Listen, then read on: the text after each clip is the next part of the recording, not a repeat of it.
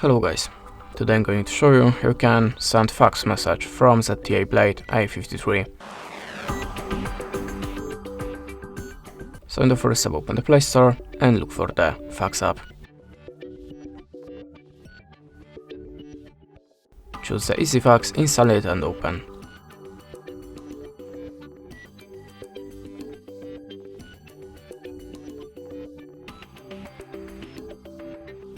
Add a permission to camera and to the files.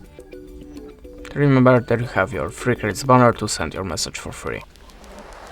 Now click on the plus and choose source of your document, like something from the gallery, just any picture for example for you. Like the screenshot. Click on import, add this shape to your document or the picture and click on the arrow icon. Now choose the filter for photo to make it more visible.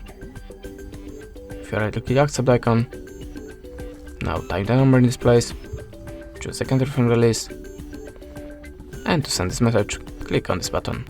That's it. Thanks for watching, leave us a like or comment, and goodbye.